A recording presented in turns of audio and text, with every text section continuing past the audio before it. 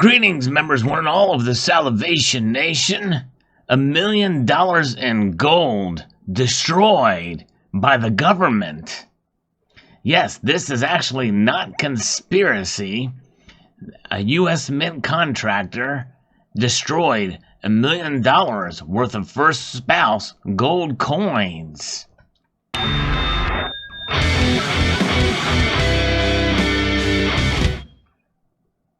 It was an accident, that's for sure, but imagine the dismay of Dolly Madison, who was probably rolling over in her grave as she risked her life and limb to recover the famous portrait of George Washington, as shown here on the United States Mint First Spouse Gold coin, which contains a half an ounce of 4/9 pure gold.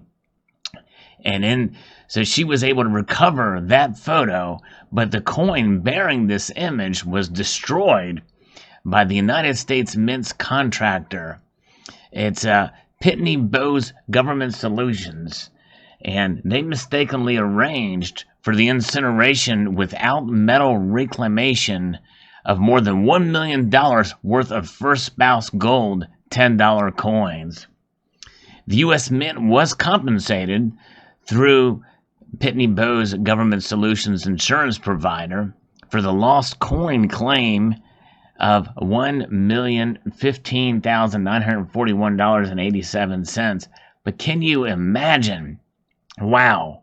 Now, the U.S. Mint has detailed protocol for detrashing unsold numismatic products kept in inventory. The protocol includes separating the coins from the packaging. That apparently did not happen. The packaging is destined for incineration, and the coins are to be melted for metal reclamation. According to a July 28, 2017 Treasury Office of Inspector General memo to David Model, then acting Principal Deputy Director of the United States Mint, on January 2, 2013, PBGS personnel could not locate a pallet of 1,449 2007 W. Dolly Madison First Spouse half ounce 4/9 fine pure gold $10 coins. PBGS conducted an internal review and determined that the missing pallet of gold coins had been inadvertently placed next to 23 pallets of detrash packaging to be incinerated at a waste disposal and incineration facility, according to the memo. A review of security video disclosed all 24 pallets being loaded on a truck bound for the incineration facility and added to the pit, the first stage of the incineration process.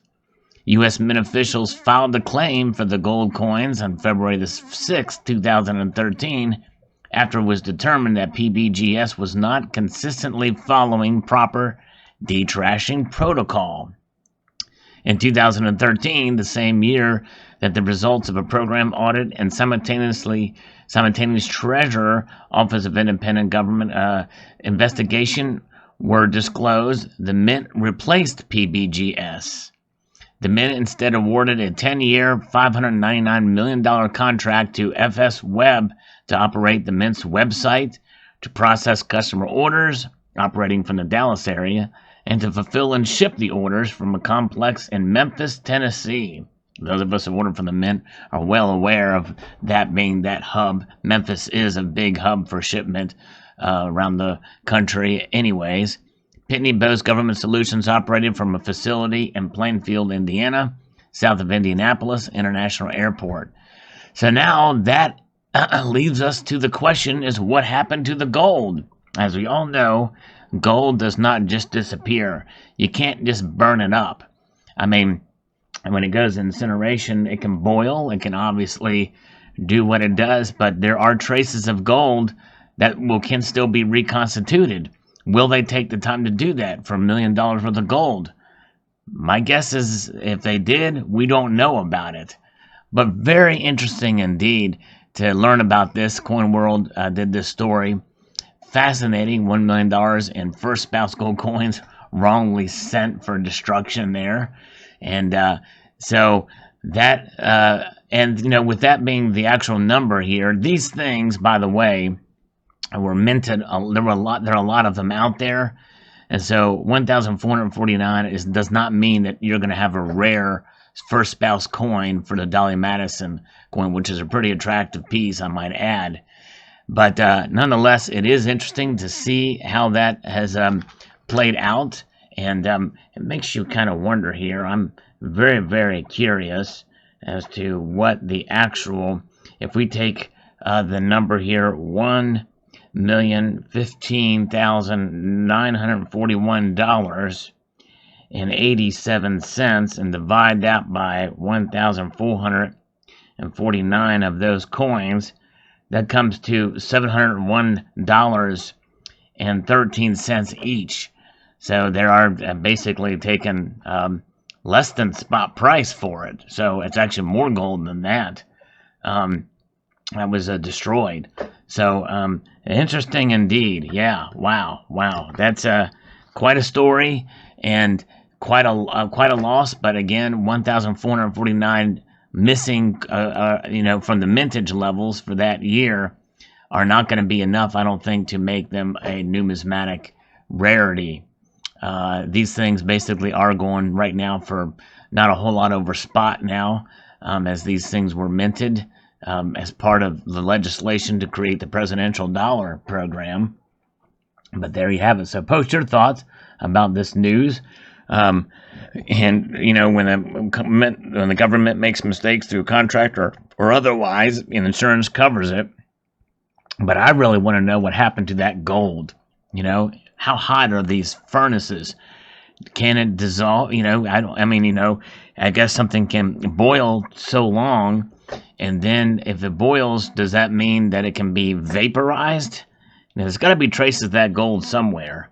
I just wonder where it went. Anybody has an idea of how hot these things get and what happens to gold when it goes beyond the boiling point to where it vaporizes?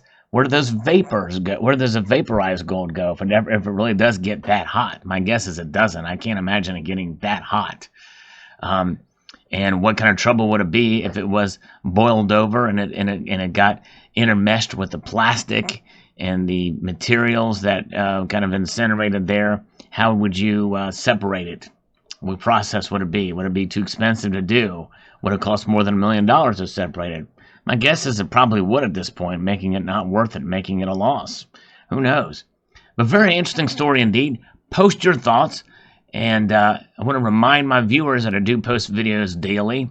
So if you do miss a video for a particular day, more than likely I did post that day and just didn't get through the algorithm to notify you either by email or push notifications or on the subscription feed. So check out the channel when you get a chance. And I'll remind you of some precious metal that has not been vaporized or missing, and that is the Salivate Metal 2-ounce silver round available at Atmex. The link is in the description for that below. And I'd like to extend a multitude of gratitude to you all for watching and encourage you to please rate, share, comment, and subscribe.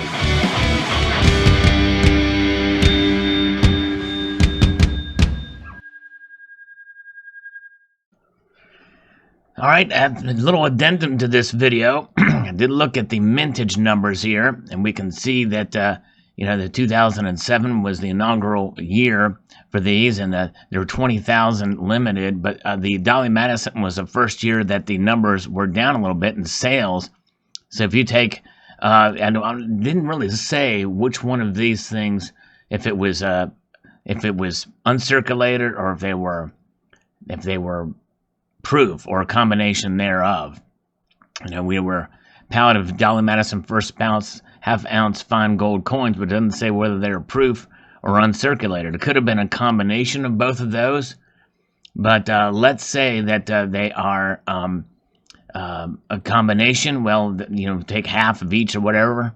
That's not going to have that much of an effect on the mintage here, because you can see here in 2008, starting in 2008, there are dramatically less mintage of those or sales with the different versions there. So it is negligible. It's a negligible difference I believe. It is unfortunate, by the way, because it's less gold out there in the market that we could get. But in a way, if it's one of those types of things where the gold is actually disappears and they don't reconstitute it, well, hey, it's 500 or so ounces of gold that essentially is gone and won't be recovered for some one reason or another. But anyways, just thought I'd share these mintage numbers or sales with you. That it looks like that is where they're at, and kind of proves my point that it's not going to really have an effect on the value of these going forward.